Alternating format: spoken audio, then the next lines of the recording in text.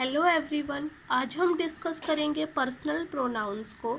जो प्रोनाउन की डेफिनेशन है और काइंड्स ऑफ प्रोनाउंस हैं वो हमने सेकंड वीडियो में किए थे। आज हम जो प्रोनाउन का फर्स्ट पार्ट है पर्सनल प्रोनाउन उसको डिस्कस करेंगे। जो पर्सनल प्रोनाउन है वो 3 केसेस में यूज होता है। फर्स्ट सब्जेक्टिव या nominative case, second objective case और थर्ड पजेसिव केस। हमें पता है कि हमारे सेंटेंस में बेसिकली 3 पर्सन होते हैं। फर्स्ट पर्सन स्पीकर जो बात करता है, सेकंड पर्सन लिसनर जो उसकी बात को सुनता है और थर्ड पर्सन टॉक्ड अबाउट जिसके बारे में सेंटेंस में बात कही जाती है। फर्स्ट पर्सन हमारे आई और वी होते हैं, सेकंड पर्सन यू होता है और third person he, she, it और दे होते हैं। जो फर्स्ट पर्सन आई है उसका ऑब्जेक्टिव केस मी और पजेसिव केस माइन होता है।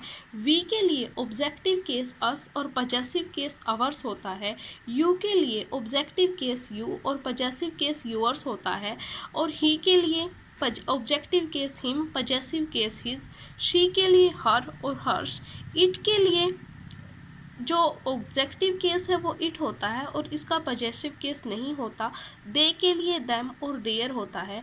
और जो मैंने इस कॉलम में लिखे हैं वो पजेसिव एडजेक्टिव्स हैं। आई के लिए माई, वी के लिए अवर, यू के लिए योर, ही के लिए हिज, सी के लिए हर, इट के लिए इट्स और देयर के लिए देयर। इस वीडियो में हम पजेसिव प्रोनाउन और पजेसिव एडजेक्टिव्स के बीच के डिफरेंस को देखेंगे कि कहाँ पजेसिव प्रोनाउन का यूज सही है और कहाँ पजेसिव एडजेक्टिव का यूज सही है। उससे पहले ये 2 वर्ड हैं। एक इट को एपोस्ट्रोफी एस लगाकर ऐसे लिखा जाता है, एक इट्स लिखा जाता है।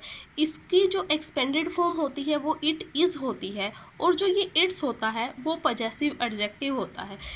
मीन्स इसमें ये प्रोनाउन सब्जेक्ट बनने का काम करता है, ये हेल्पिंग वर्ब का काम करती है और ये पजेसिव एडजेक्टिव का काम करता है। इन दोनों वर्ड के बेसिस पे भी हम अपने सेंटेंस में एरर को डिटेक्ट करेंगे।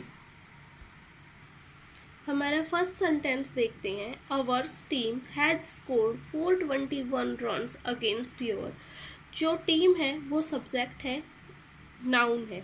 हैज़ हेल्पिंग वर्ब है, स्कोर्ड मेन वर्ब है, 421 एडजेक्टिव है। ये तो मैंने बता दिया कि ये एडजेक्टिव है। कार्डिनल है या ऑर्डिनल है ये आप बताएंगे कमेंट बॉक्स में।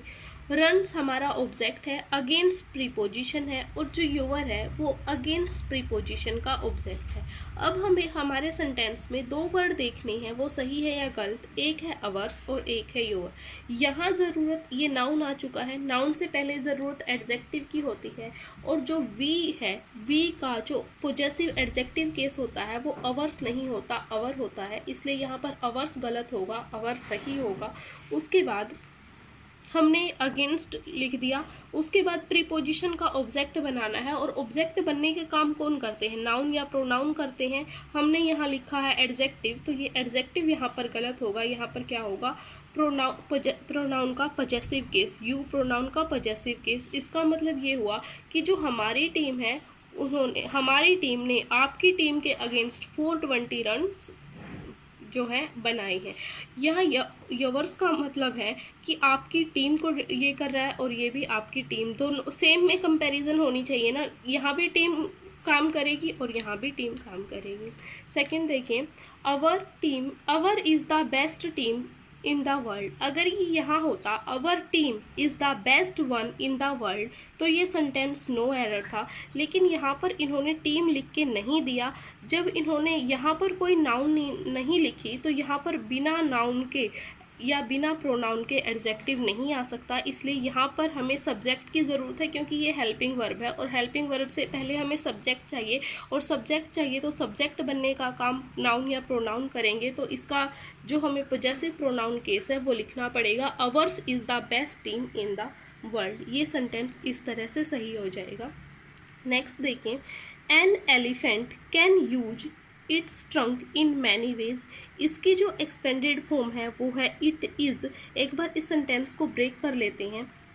एलिफेंट क्या है, सब्जेक्ट, कैन है हेल्पिंग वर्ब, यूज़ है मेन वर्ब, ट्रंक है ऑब्जेक्ट, इन प्रीपोजिशन है, मैनी एडजेक्टिव है और वेज जो इन प्रोपोजिशन है उसका ऑब्जेक्ट है। एक सब्जेक्ट ये आ चुका है, सब्जेक्ट के लिए हेल्पिंग वर्ब ये आ चुकी है, एक सब्जेक्ट ये आ चुका है, हेल्पिंग वर्ब ये आ चुकी है। लेकिन क्या हम दो सब्जेक्ट्स को बिना किसी कंजंक्शन के ज्वाइन कर सकते हैं? बिल्कुल नहीं कर सकते, इसलिए ये ऐसे नहीं होगा। और ये ट्रंक किसके लिए आया है ये हम क्वालिफाई नहीं कर पा रहे हैं, तो इस ये नाउन है, इससे पहले क्या आना चाहिए? एडजेक्टिव आना चाहिए। इट इज़ की ज़रूरत, हमें सेकंड सब्जेक्ट की ज़रूरत नहीं है। यहाँ पर क्या होगा? एडजेक्टिव होगा, और उसको हम कैसे लिखेंगे? इट्स। ये यहाँ पर गलत है और ये सही है। Next, the Ganga and it's tributaries flow in the northern plains of India. जो गंगा है और उसकी सहायक नदियां हैं वो इंडिया के जो उत्तरी प्लेन्स हैं उनमें फ़्लो करती हैं, उनमें बहती हैं। वही बात यहाँ पर है, एक सब्जेक्ट हमारा यहाँ आ चुका है, एक सब्जेक्ट हमारा यहाँ आ चुका है। अगर हम वैसे देखें तो ये क्या है? प्लूरल है। यहाँ पर क्या लिखा है हमने? इट इज़ लिखा है, तो एक तरीके से तो ये ऐसे ही गलत हो गया। सेकंड, चलो हमने दो सब्जेक्ट्स को कंजंक्शन से ज्वाइन कर दिया, ये तो ठीक है, लेकिन द गंगा इसका अलग से क्या हम, एक सब्जेक्ट हमारा गंगा है, सेकंड हमने ट्रिब्यूटरीज को मान लिया, और अगर थर्ड हम इट को माने, ये और ये तो इस कंजंक्शन से ज्वाइन हो गए। क्या ये और ये इनके बीच में तो कोई कंजंक्शन ही नहीं है? इट मीन्स ये यहाँ पर सब्जेक्ट नहीं हो सकता, गलत लिखा गया है, एरर है। तो हम इसको ठीक करके कैसे लिखेंगे? It's tributaries. ये इसके लिए एडजेक्टिव भी का काम करेगा और इस पर पोजेशन भी बनाएगा। Next, it's very dark outside the room so you should take torch with you. Room के बाहर बहुत अंधेरा है, आपको अपने साथ एक टॉर्च लेकर जानी चाहिए। ठीक है, हम इसको ब्रेक करते हैं। वेरी क्या है? एडजेक्टिव है। डार्क भी क्या है? एडजेक्टिव है। आउटसाइड क्या है? एडवर्ब ऑफ प्लेस है। सो कंजंक्शन है। यू सब्जेक्ट नंबर 2 है, सब्जेक्ट 1 अभी आया नहीं है। Should helping verb, take main verb, torch जो सेकंड क्लोज है उसका ऑब्जेक्ट है, विद प्रीपोजिशन है, और यू विद प्रीपोजिशन का ऑब्जेक्ट है। जो हम अगर यहाँ से यहाँ तक का क्लोज हम देखें तो इसमें इसको कहीं भी सब्जेक्ट नहीं मिला, और बिना सब्जेक्ट के, बिना वर्ब के जो क्लोज है वो नहीं हो सकता। ना तो इसको सब्जेक्ट मिला है और ना ही इसको अपनी वर्ब मिली है। तो इस इट्स को हम किससे रिप्लेस करेंगे? इट इज से इसको यहाँ सब्जेक्ट भी मिल गया और इसको इसकी वर्ब भी मिल गई। इस तरह से हम इस सेंटेंस को ठीक करेंगे। Next, my mother is a doctor and his is a teacher. My mother subject है, सब्जेक्ट 1, इज़ जो है हमारी मेन वर्ब है, क्योंकि ये सब्जेक्ट कॉम्प्लीमेंट है डॉक्टर यहाँ, तो यहाँ ये लिंकिंग वर्ब ही मेन वर्ब का काम करेगी। एंड कंजंक्शन है। हिज, अगर हम इस सेंटेंस को पूरा पढ़ें तो ये ऐसे है, my mother is a doctor and his mother is a teacher. यहाँ पर जो मदर है वो अंडरस्टूड है, एक ही सेंटेंस में वर्ड रिपीट होने के उस वजह से हमने मदर को दोबारा नहीं लिखा। तो यहाँ पर जो अंडरस्टूड वर्ड है वो क्या है? मदर। इज फिर से लिंकिंग वर्ब है, और टीचर क्या है? सब्जेक्ट कॉम्प्लीमेंट, और यहाँ जो सेकंड सब्जेक्ट है वो हमारा मदर। ये हिज क्या है? पजेसिव एडजेक्टिव है, और यहाँ पर माई क्या है? पजेसिव एडजेक्टिव है।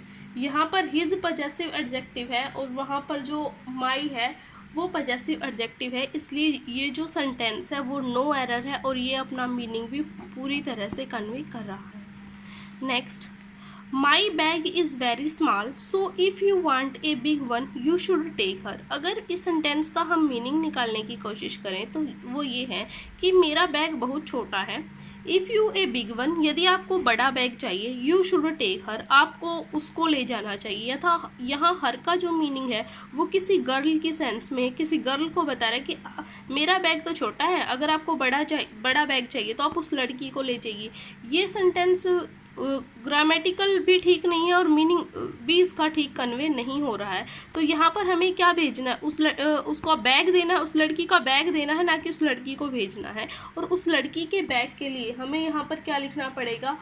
एक बार इस सेंटेंस को ब्रेक कर लेते हैं। बैग है यहाँ पर सब्जेक्ट, इज है मेन वर्ब, वेरी है एडजेक्टिव, स्मॉल भी है एडजेक्टिव, शो है कंजंक्शन, इफ है conjunction, you subject number 2, want verb number 2, big हमारा एडजेक्टिव है, वन बैग के लिए आया है, यू है सब्जेक्ट नंबर 3, शुड है वर्ब हेल्पिंग वर्ब और टेक है वर्ब नंबर 3। तो हमें जो टेक वर्ब है उसको ऑब्जेक्ट देना है, और ऑब्जेक्ट का काम कौन करेंगे, नाउन या प्रोनाउन करेंगे, और नाउन या प्रोनाउन करेंगे तो यहाँ पर क्या सही होगा, हर्ष सही होगा और हर गलत हो जाएगा। इस वीडियो में इतना ही। नेक्स्ट वीडियो में हम करेंगे रिफ्लेक्सिव प्रोनाउन। Thank you.